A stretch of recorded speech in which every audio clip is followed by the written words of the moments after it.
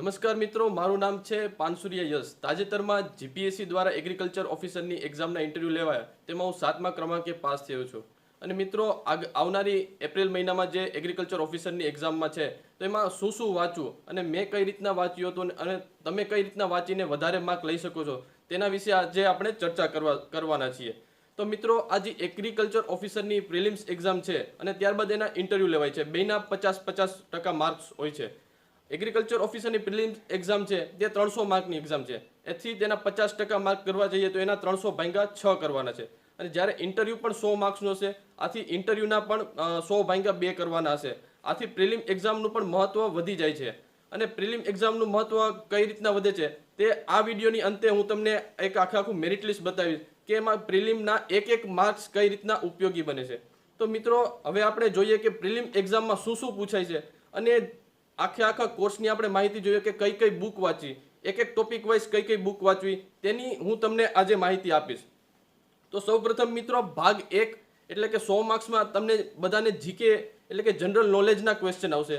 અને ભાગ 2 એટલે કે એમાં ટેકનિકલી એગ્રીકલ્ચરને રિલેટેડ એમસીક્યુઝ આવશે. તો ભાગ 1માં શું વાંચવું તેની આપણે ચર્ચા કરીએ તો મારી પાસે આખો એગ્રીકલ્ચર ઓફિસરની એક્ઝામનો આખો કોર્સ છે. તો એમાં શું શું વાંચવું એ ભાગ 1 છે, 100 માર્ક્સનો હોય છે, તેમાં 100 એમસીક્યુ હોય છે. તો સૌપ્રથમ આપણે જોવા જઈએ તો ભાગ 1માં પહેલો ટોપિક છે કે ભારતની ભૂગોળ. તો ભારતની ભૂગોળમાં તમે શું શું વાંચી શકો? જો મારી વાત કરું તો જીપીએસસી ઓનલાઈન નામની એક યુટ્યુબ ચેનલ છે. તો જીપીએસસી ઓનલાઈનમાં જે યુટ્યુબ ચેનલમાં ભારતની ભૂગોળ અને આમાં લખ્યું છે કે ગુજરાતના ખાસ સંદર્ભે, એટલે કે ગુજરાતના પણ એમાં ભૂગોળના લેક્ચર્સ આપેલા છે. લગભગ 10 થી 12 લેક્ચર્સ આપેલા છે. એ હું માનું છું કે તો આ 10 થી 12 લેક્ચર ઇનફ છે. આનાથી વધારે તમારે કંઈ કરવાની જરૂર નથી. આ ઉપરાંત ભારતની ભૂગોળ અથવા ગુજરાતની ભૂગોળની વાત કરીએ તો ગુજરાતની ભૂગોળમાં આપણે ગુજરાતના જિલ્લાઓ છે, ગુજરાતના 33 જિલ્લા છે, 33 જિલ્લાની શું ખાસિયત રહેલી છે તે પણ આપણે એમસીક્યુ સ્વરૂપે પૂછી શકે.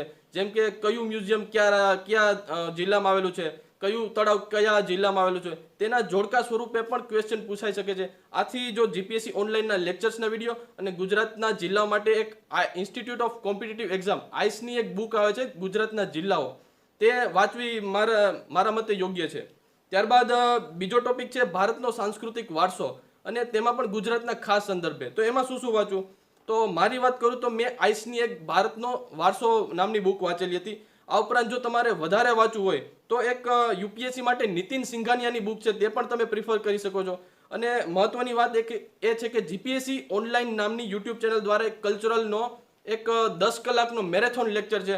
તેમાં બધા જ કલ્ચરલ વિશે બધી સારી માહિતી છે. તો બસ એક આઈસની બુક અને એક જીપીએસસી ઓનલાઈનનો આપણે કલ્ચરલનો વિડીયો મેરેથોન લેક્ચર, બસ એટલું મારા મતે યોગ્ય છે કે ભારતનો સાંસ્કૃતિક વારસો કે જેમાંથી 7 થી 8 ક્વેશ્ચન મુખ્યત્વે પૂછાતા હોય છે. તો એટલું વાંચવું જરૂરી છે. ત્યારબાદ ત્રીજો મુખ્યત્વે પોઈન્ટ છે કે ભારતનો ઇતિહાસ, એમાં પણ ગુજરાતના ખાસ સંદર્ભે. તો તેમાં શું વાંચવું જોઈએ? તો મારી વાત કરું તો ગુજરાતનો ઇતિહાસ અને ભારતનો ઇતિહાસ, તેમાં વર્લ્ડ ઇનબોક્સની એક બુક છે, ઋષિ ચલાડિયા સાહેબની વર્લ્ડ ઇનબોક્સની બુક છે જનરલ નોલેજની. તેમાં ગુજરાતનો ઇતિહાસ અને ભારતનો ઇતિહાસ પરફેક્ટ આપ્યો છે, એટલું રેડી છે. એમાંથી વધારે કંઈ કરવાની જરૂર નથી. હું નથી માનતો કે ઇતિહાસમાં વધારે કરવું જોઈએ વર્લ્ડ ઇનબોક્સ સિવાય. તેમાં પણ ઇતિહાસમાં 7 થી 8 ક્વેશ્ચન આવતા હોય છે. ત્યારબાદ એક મુખ્ય વિષય આવે છે કે ભારતની અર્થવ્યવસ્થા અને આયોજન, એમાંથી 8 થી 10 ક્વેશ્ચન પૂછાતા હોય છે. તો એમાં શું વાંચવું? તો એક વર્લ્ડ ઇનબોક્સની એક બુક છે કે ભારતનું અર્થતંત્ર, એ મુખ્યત્વે છે. એમાંથી જીડીપી, જીએનપી અને મુખ્યત્વે જીએસટીને લગતા ક્વેશ્ચન આવી શકે છે. તો એક વર્લ્ડ ઇનબોક્સની એક બુક છે. આ ઉપરાંત જો તમારે વધારે વાંચવું હોય તો યુવા ઉપનિષદ ફાઉન્ડેશનની એક બુક છે ભારતનું અર્થતંત્ર અને રાજવ્યવસ્થા, તે તમે એ પ્રિફર કરી શકો છો. ત્યારબાદ 5મો ટોપિક છે કે ભારતની રાજનીતિ અને ભારતનું બંધારણ. મિત્રો, આ ટોપિક મહત્વનો ટોપિક છે. તેમાંથી 12 થી 14 ક્વેશ્ચન મુખ્યત્વે પૂછાતા હોય છે. મારી વાત કરું તો મેં એક ડોક્ટર શહેજાદ કાઝીની ભારતનું બંધારણ નામની બુક વાંચી હતી. અને મુખ્યત્વે મોસ્ટ ઓફ ક્લાસ 3 માટે જો તમે તૈયારી કરતા હોય તો આ બુક મહત્વની છે. આ ઉપરાંત જો તમારે વધારે વાંચવું હોય ડિટેલમાં તો જે ટોપિક આમાં આપ્યા છે, લગભગ 1 થી 13 ટોપિક આપ્યા છે. એ 13 ટોપિકમાં યુવા ઉપનિષદ ફાઉન્ડેશનની એક યુપીએસસી લેવલની એક બુક છે, તે તમે જીપીએસસી લેવલની એક બુક છે, તો તે તમે ટ્રાય કરી શકો છો કે જે આટલા ટોપિક આપ્યા છે કે યુવા ઉપનિષદ ફાઉન્ડેશનમાંથી પણ તૈયાર પ્રિપેર કરી લેવા. કેમ કે જો યુવા ઉપનિષદમાં અને શહેજાદ કાઝીમાં પાછળની પરીક્ષામાં પૂછાયેલા એમસીક્યુ પણ આવેલા છે. જો એ તમે સોલ્વ કરશો તો ક્યારેક જીપીએસસીની એક્ઝામમાં ક્યારેક બેઠા એમસીક્યુ પણ પૂછાઈ જતા હોય છે. તો યુપીએસસીના બેઠા એમસીક્યુ કે જીપીએસસીના બેઠા એમસીક્યુ પણ આપણી ટેકનિકલ એક્ઝામમાં પૂછાતા હોય છે. તો મિત્રો આ યુવા ઉપનિષદ ફાઉન્ડેશન અને જો શહેજાદ કાઝીમાં પાછલી પરીક્ષામાં પૂછાયેલા જે એમસીક્યુ છે તે મિત્રો કરશો તો વધારે સારું રહેશે. ત્યારબાદ છઠ્ઠો એક પોઈન્ટ છે કે સામાન્ય બૌદ્ધિક ક્ષમતાની કસોટી, એટલે એમાં 12 થી 14 ક્વેશ્ચન પૂછાતા હોય છે. મિત્રો આ જે પોઈન્ટ છે તે માર્ક્સ કવર કરવા માટે બહુ ખૂબ જ મહત્વનો છે, કેમ કે આ ગણિતનો એક પોઈન્ટ છે. આમાં સીધા આપણે ગણિતના જો આપણે મેથડ આવડતી હોય તો એમાં સીધો જવાબ આપને મળશે. તો એમાં કઈ બુકો પ્રિફર કરવી, તો એમાં મુખ્યત્વે તમે મિત્રો પ્રિફર કરી શકો છો કે વર્લ્ડ ઇનબોક્સની એક પીડીએફ છે. તો વર્લ્ડ ઇનબોક્સની એક પીડીએફ અને આપણી ટેકનિકલ પરીક્ષા હોય છે તેમ બીજા સબ્જેક્ટની પણ ટેકનિકલ પરીક્ષા હોય છે કે જેમ કે પ્રોફેસરની પરીક્ષા, તેમાં પણ 100 + 200નું આપણે પ્રિલિમ્સ એક્ઝામ હોય છે. તેમાં જીપીએસસી દ્વારા જે 100 માર્ક્સનું પેપર હોય એમાં પણ ગણિતના જે પ્રશ્નો હોય તો મિત્રો તે સોલ્વ કરશો તો મુખ્યત્વે એ જ રીતના પ્રશ્નો પૂછાતા હોય છે. તો એ મહત્વનું છે કે એક વર્લ્ડ ઇનબોક્સની પીડીએફ અને બીજી છે કે પાછલી પરીક્ષામાં જે પ્રશ્નો પૂછાય છે કે એની આપણે રિવિઝન કરીએ તો એક મહત્વનું છે. ત્યારબાદ છેલ્લો એક ટોપિક છે, 8મો ટોપિક, એ છે ખેલ જગત અને રોજબરોજની કરંટ અફેર્સ, જેને આપણે કહીએ છીએ કે આંતરરાષ્ટ્રીય મહત્વના બનાવ અને રાષ્ટ્રીય મહત્વના બાબત. તો એમાં શું કરવું, તો મિત્રો એમાં આપણે મુખ્યત્વે જોવા જઈએ તો બે વસ્તુ પ્રિફર કરવાની કે જેમ કે મનીષ સિંધી નામની યુટ્યુબ ચેનલ છે. મનીષ સિંધી નામની યુટ્યુબ ચેનલ છે અને આઈસનું એક ઇન્સ્ટિટ્યૂટ ઓફ કોમ્પિટિટિવ એક્ઝામનું વીકલી એક કરંટ અફેર આવે છે. મિત્રો આ બે વસ્તુ કરી લેશો એટલે મને નથી લાગતું કે આનાથી વધારે આપણે કંઈ વાંચવું જોઈએ. અને મિત્રો કરંટ અફેર કેટલું કરવું, ઘણા મિત્રોનો પ્રશ્ન એવો હોય છે કરંટ અફેર કેટલું કરવું, કે શું આખા વર્ષનું કરવું, 6 મહિનાનું કરવું. મુખ્યત્વે મિત્રો જીપીએસસીની એક્ઝામમાં જોવા જઈએ તો પેપર એનાલિસિસ કરશો તો આપને જોવા મળશે કે છેલ્લા 6 મહિનાનું કરંટ અફેર કરવું જોઈએ. આપણી એક્ઝામ એપ્રિલમાં છે એટલે આપણે જોવા જઈએ તો ઓક્ટોબરથી લઈને માર્ચ સુધી, એટલે કે ઓક્ટોબર, નવેમ્બર, ડિસેમ્બર અને જાન્યુઆરી, ફેબ્રુઆરી, માર્ચનું કરંટ અફેર કરો. એમાંય પણ માર્ચમાં 15 માર્ચ સુધીનું કરંટ અફેર કરો એટલે એટલું ઘણું છે. મને નથી લાગતું કે આનાથી વધારે આપણે કરંટ અફેર કરવું જોઈએ. અને એક 7મો ટોપિક છે કે સામાન્ય વિજ્ઞાન અને પર્યાવરણ. એ મુખ્યત્વે આપણે 8, 9, 10ના ઇતિહાસને આપણે સામાન્ય વિજ્ઞાન છે એમાંથી સામાન્ય વિજ્ઞાન પૂછાતું હોય છે. નંબર ઓફ ક્વેશ્ચનની વાત કરું તો વધારેમાં વધારે કેટલા ક્વેશ્ચન કયા ટોપિકમાંથી આવી શકે છે. ભારતીય બંધારણમાં 12 થી 14 ક્વેશ્ચન આવતા હોય છે. આ ઉપરાંત ગણિતના પણ 12 થી 14 ક્વેશ્ચન આવતા હોય છે. કરંટ અફેરના 10 થી 12 ક્વેશ્ચન આવતા હોય છે. ઇતિહાસના 7 થી 8 ક્વેશ્ચન આવતા હોય છે. ભૂગોળના 5 થી 6 ક્વેશ્ચન આવતા હોય છે. ત્યારબાદ વારસાના 7 થી 8 ક્વેશ્ચન આવતા હોય છે.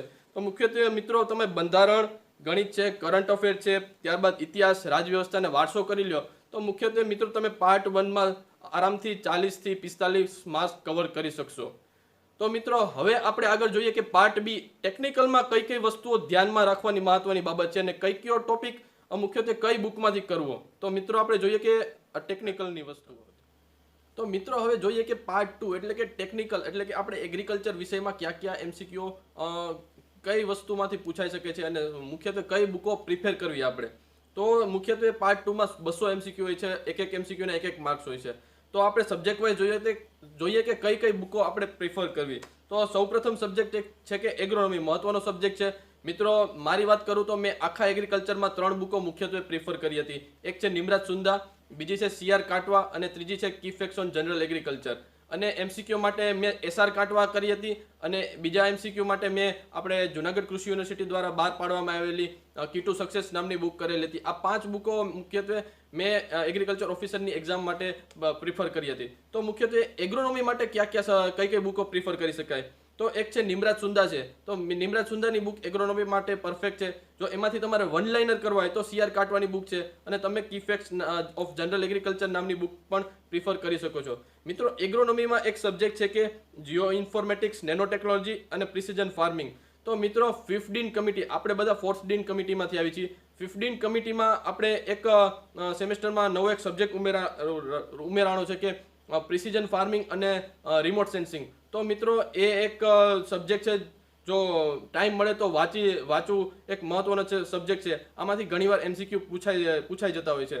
જો મિત્રો એનો ટાઈમ ન મળે તો કી ટુ સક્સેસમાં એક રિમોટ સેન્સિંગના એમસીક્યુ 100 એમસીક્યુ આપેલા છે. જો એ સોલ્વ કરશો તો એમાંથી પણ ઘણા બધું આપને ઇન્ફોર્મેશન કે એમસીક્યુ નીકળી જતા હોય છે. ત્યારબાદ છે બીજો ટોપિક છે કે જીનેટિક્સ એન્ડ પ્લાન્ટ બ્રીડિંગ. મુખ્યત્વે જીનેટિક્સ એન્ડ પ્લાન્ટ બ્રીડિંગ નિમરાજ સુંદા કરતા હું જો તમને કહું તો અરુણ કાત્યાનની બુક છે. આ ઉપરાંત મારી કી ફેક્ટ્સ ઓફ જનરલ એગ્રીકલ્ચરની બુક છે. આ ઉપરાંત જો મિત્રો તમારી પાસે આપણા યુજીના જે આપણી મટીરિયલ છે કે આપણે એને લિથા કહીએ છીએ, તો દરેક યુનિવર્સિટીના જો લિથા છે એમાંથી કોઈ પણ એક યુનિવર્સિટીના જીનેટિક્સ અને પ્લાન્ટ બ્રીડિંગના 5 સેમેસ્ટરના લિથા છે, જો એ પ્રિફર કરો તો મારા મતે એ વધુ સારું. ત્યારબાદ ત્રીજો ટોપિક છે કે સોઇલ સાયન્સ અને એગ્રીકલ્ચર કેમિસ્ટ્રી. મિત્રો એમાં નિમરાજ સુંદા બેસ્ટ છે.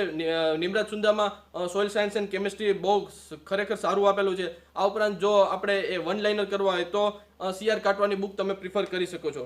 ત્યારબાદ એન્ટોમોલોજી છે, તો એન્ટોમોલોજીમાં તમે આપણે કઈ કઈ બુકો પ્રિફર કરી શકીએ, તો સૌપ્રથમ તો એન્ટોમોલોજીમાં ઇન્સેક્ટ મોર્ફોલોજી માટે જોવા જઈએ તો નિમરાજ સુંદાની બુક બેસ્ટ છે કે એમાં સારું એવું insect morphology, anatomy, pesticide, insecticide એવું બધું આપેલું છે. ક્યાં ઇન્સેક્ટ ક્યાં ઓર્ડરમાં આવે છે એ પણ આપેલું છે. Types of antennae, types of legs એ પણ બધું આપેલું છે. અને પેસ્ટની વાત કરું તો પેસ્ટમાં મુખ્યત્વે મિત્રો આપણે 5મા અને 6ઠા સેમેસ્ટરમાં પેસ્ટ ઓફ ફિલ્ડ ક્રોપ અને હોર્ટિકલ્ચર ક્રોપની જે મટીરિયલ હતું એ કરો તો વધારે બેસ્ટ છે એન્ટોમોલોજી માટે. ત્યારબાદ મિત્રો વાત કરીએ કે એગ્રીકલ્ચર ઇકોનોમિક્સ. એગ્રીકલ્ચર ઇકોનોમિક્સમાં મુખ્યત્વે કરંટ રિલેટેડ પણ ઘણા ક્વેશ્ચન પૂછાતા હોય છે કે નીતિ આયોગ શું છે, ત્યારબાદ નીતિ આયોગ આયોજન પંચ શું હતા. આ માટે RK શર્મા નામની બુક છે, RK શર્માની જનરલ એગ્રીકલ્ચરની બુક છે. એમાં ઇકોનોમિક્સ, પ્રોડક્શન ઇકોનોમિક્સ પણ સારું આપેલું છે.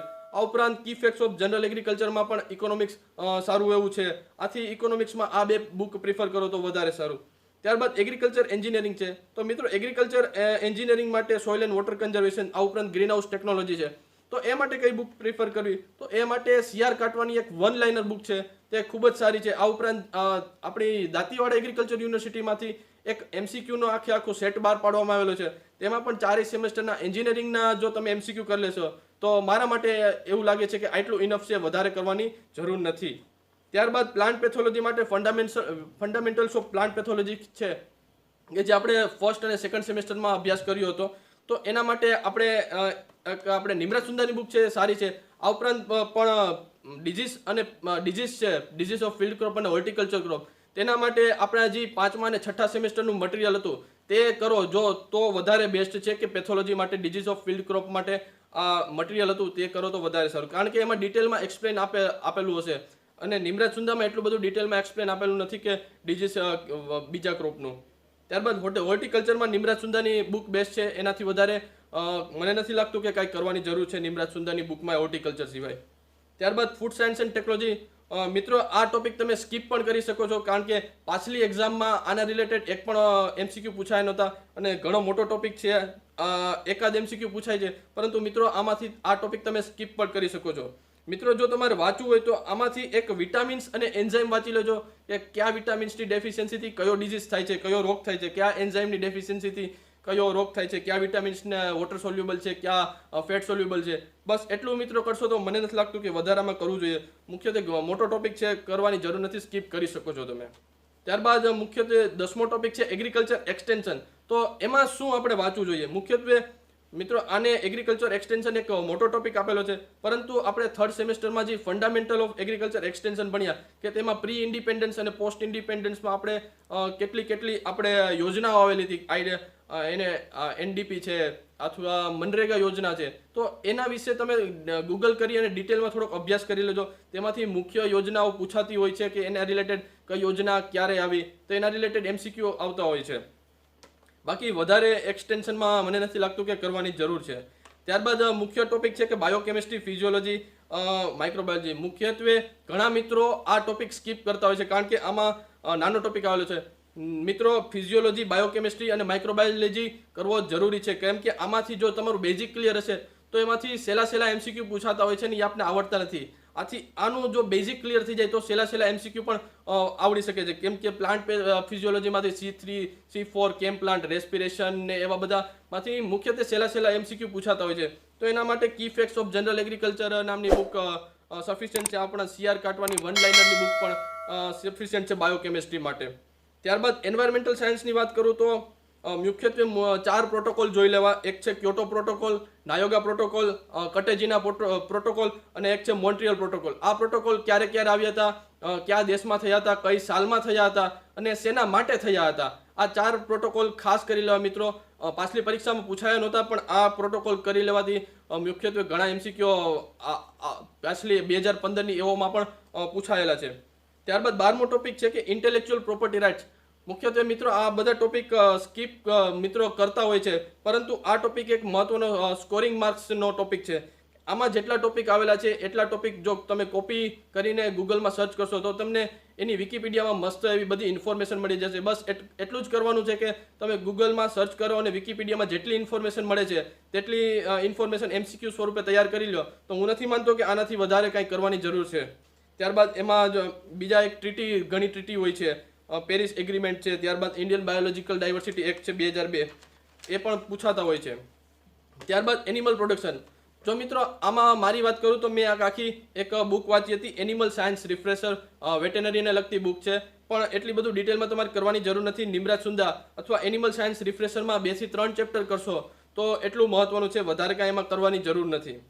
ત્યારબાદ 14મો અને 15મો ટોપિક છે કે ગવર્મેન્ટની રિલેટેડ સ્કીમ. તો મિત્રો કઈ સ્કીમો કરવી આપણે? ગવર્મેન્ટની હાલમાં પીએમ કિસાન યોજના છે, ત્યારબાદ પ્રધાનમંત્રી કિસાન માનધન યોજના છે, ત્યારબાદ ઈ-નામ યોજના છે, પ્રધાનમંત્રી કૃષિ સિંચાઈ યોજના છે. આ બધી સ્કીમો મિત્રો એકવાર જોઈ લેવી. એના રિલેટેડ પણ એમસીક્યુ પૂછાતા હોય છે. જનરલી કેવા એમસીક્યુ પૂછાય છે, કઈ યોજના સેન્ટ્રલ ગવર્મેન્ટની છે, એમાં સેન્ટ્રલ ગવર્મેન્ટનો અને સ્ટેટ ગવર્મેન્ટનો ફાળો કેટલો છે. આ ઉપરાંત મુખ્યત્વે 60 થી 40%, 60% સેન્ટ્રલ ગવર્મેન્ટનો અને 40% સ્ટેટ ગવર્મેન્ટનો હોય છે. નોર્થન સ્ટેટ માટે 90-10 જેવો રેશિયો હોય છે. આ ઉપરાંત ડાયરેક્ટર ઓફ એગ્રીકલ્ચરની સાઇટમાં, ડાયરેક્ટર ઓફ એગ્રીકલ્ચર DAGની સાઇટ છે આપણી ગુજરાતની, એમાં મુખ્યત્વે પ્રોડક્શનના ડેટા જોવા.